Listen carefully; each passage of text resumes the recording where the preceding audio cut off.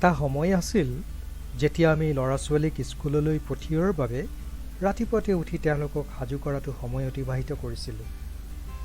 কিন্তু এতিয়া এনে সময়ত আমি জীয়াই আছোঁ, আমি আমাৰ ল'ৰা-ছোৱালীক স্কুললৈ পঠিয়াবলৈ ভয় লগা হ'ল।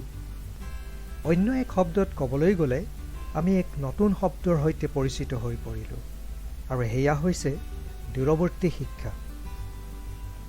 অনলাইনৰ যোগেদি আজি বিভিন্ন ক্লাছ লোৱা হয়। যদিও এই শিক্ষাৰ বাবে অসুবিধা আছে, কিন্তু অসম্ভৱো নহয়। এই ভিডিঅ'ত আমি এনে 5টা উপায় লক্ষ্য কৰিম যাৰ দ্বাৰা আমি আমাৰ ল'ৰা-ছোৱালীক দূৰৱৰ্তী শিক্ষা ভালদৰে গ্ৰহণ কৰিবলৈ সহজ কৰি তুলিব পাৰিম। এখন তালিকা বনাওক।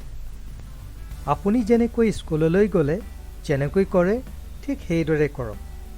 ৰাতিপুৱা কেতিয়া উঠিব, ব্যক্তিগতভাৱে কেতিয়া পঢ়িব, হোমৱৰ্ক কেতিয়া কৰিব আদি। প্ৰয়োজন অনুসৰি আপোনাৰ তালিকাত সালসলনি কৰক। আপুনি বনোৱা তালিকাখন এনে এখন ঠাইত ৰাখক যি আপুনি সহজে চাব পাৰে। নিজকে অনুশাসন কৰক। কেতিয়াবা কিছুমান কাম কৰিবলৈ আমাক মন নাযাবও পাৰে, কিন্তু সময়ৰ কাম সময়ত কৰিলে আমাৰ নিজৰ ভাল। হাতত থকা কামখিনি কৰি ৰাখক, এলাহ নকৰিব। স্কুলৰ পৰা দিয়া হোমৱৰ্কখিনি কৰি ৰাখিলে আমি অযথা চিন্তাৰ পৰা আঁতৰি থাকিব পাৰিম। অধ্যয়নৰ বাবে স্থান বনাওক। ইয়াৰ বাবে আপোনাক এখন টেবুল আৰু চকীৰ প্ৰয়োজন হ'ব। বহুত আৰামৰ চকীৰ প্ৰয়োজন নাই। ইয়াত অধ্যয়নহে কৰিব, আৰাম নকৰে। বহুতো লোকে ৰান্ধনীঘৰ বা শোৱা কোঠালি ব্যৱহাৰ কৰে। আপোনাৰ টেবুলখন পৰিষ্কাৰকৈ ৰাখিব আৰু সকলো কিতাপ, পেন, পেঞ্চিল আদি ইয়াত ৰাখিব যাতে আপুনি বিচৰা সকলো হাতৰ কাষতে পায়। মনোযোগ কৰিবলৈ শিকক। এবাৰত এটা বিষয় অধ্যয়ন কৰিবলৈ চেষ্টা কৰিব। কেইবাটাও বিষয় একেলগে পঢ়িবলৈ চেষ্টা নকৰিব।